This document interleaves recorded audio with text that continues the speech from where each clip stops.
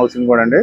మేము కోర్టు ఆదేశాలు, మాకు కాంపిటెంట్ అథారిటీ కోర్టు ఆదేశాల ప్రకారం మేము మార్నింగ్ దీన్ని నోటీస్ సర్వ్ చేసి ఎవిక్షన్ చేయడానికి అని చెప్పి మేము ఒక టీమ్ ఆఫ్ స్టాఫ్ అందరము మార్నింగ్ 6:30, 7 వరకు ఇక్కడికి వచ్చాము.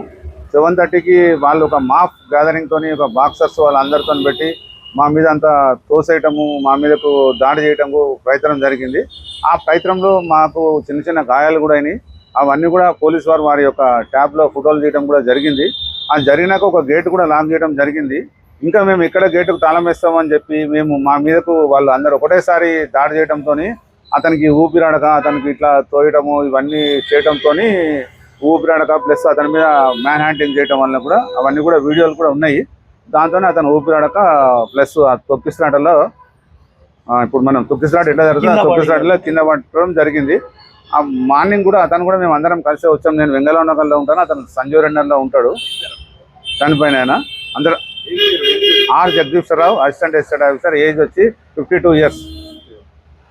3 గేట్లు ఉంటే ఒక గేటు చేసినాము. 2వ గేటుకి ఆయన కార్ అడ్డం పెట్టినాడు. ఈ ఆర్ జగదీశ్వరరావు గారు మీరు కార్ తీయండి, మరి కార్ తీస్తే మా డ్యూటీ మేము చేసుకుంటాం, మీరు ఏదైనా ఉంటే లీగల్గా ప్రొసీడ్ కాండి, మాకు అడ్డం రావద్దని చెప్పినందుకు ఆయన మీద దాడి చేసే ప్రయత్నం చేసి ఆయనను వాళ్ళ తోయటం వల్ల ఇవన్నీ జరిగింది. ఆ లీజ్ హోల్డర్లు కూడా అక్కడే ఉన్నారు. అప్పటికి మేము చెప్తున్నాం, ఇది మా ఇద్దరి మధ్యలో కాదు, మేము లీగల్గా చేస్తున్నాం, నువ్వు కూడా లీగల్గా మాట్లాడు, ఏదైనా ఉంటే కోర్టులో చూస్తూ మమ్మల్ని మాకు సహకరించని కూడా చెప్పాం. చెప్తే కూడా ఆయన సహకరించకుండా మా మీద పెట్టి మమ్మల్ని అందరినీ చేయటం వల్ల ఇవన్నీ జరిగింది. మేము ఈరోజు మా ఒక స్నేహితుని, మా తోటి ఎంప్లాయీని కోల్పోయినాం మేము ఈరోజు ఎవిక్షన్కి వచ్చి. ఆల్రెడీ రాత్రే పోలీస్ వాళ్ళకు ఇన్ఫార్మ్ లేదు మార్నింగ్ వాళ్ళు ఇంకా గ్యాదరింగ్ వాళ్ళు చేస్తున్నారు, మేము ఎంజాయ్ చేస్తున్నాము. సీఏ గారు కూడా మళ్ళీ ఫోర్స్ పంపిస్తున్నారు. ఈ లోపు నెమ్మది చేస్తున్నాము. ఈ లోపు వీళ్ళు జరిగింది కానిస్టేబుల్ చేస్తున్నాం. ఒక గేట్ వేసి ఇంకో 2వ గేట్ దగ్గర వాళ్ళు వెహికల్స్ అడ్డం పెట్టారు. ఆ వెహికల్స్ అడ్డం పెట్టి మేము తీసే ప్రయత్నంలోనే ఈయన మెయిన్ యాక్టివ్ రోల్ తీసుకుని చేసే లోపాన్ని తోయటం జరిగింది.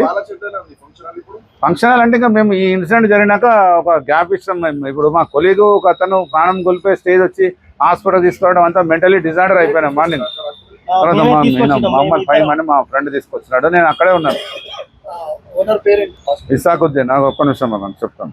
ఇది వచ్చేసి కేసు నెంబర్ వచ్చేసి 401 CA1/2005 అండి కేసు నెంబరు. అతని పేరు ఖాజా ఇసాకుద్దీన్ ఆయన పేరు. 1,22,00,000 ఉందండి కోర్టు ఆర్డర్. 2014లో ఇది అయిపోయిందండి. అప్పటి నుంచి డిఫరెంట్ కోర్టు లిటిగేషన్ లో ఉన్నది. మొన్న కూడా ఒకసారి మేము తాళం వేయడం జరిగింది. అయితే అక్కడ ఏమైందంటే ఆ one of the partner expire అవడం వల్ల ఆ రోజు కొంచెం లీగల్లీ ప్రాబ్లం అవడం వల్ల హైకోర్టు ఆదేశాల మేరకు ఎవిక్షన్ చేసిన దాన్ని మళ్ళీ అతను తిరిగి ఇవ్వడం జరిగింది. ఉన్నత న్యాయస్థానం ఆదేశాల మేరకు మళ్ళీ 30 రోజుల్లో తిరిగి ఆర్డర్ ఇవ్వమని జరిగింది మా కోర్టుని.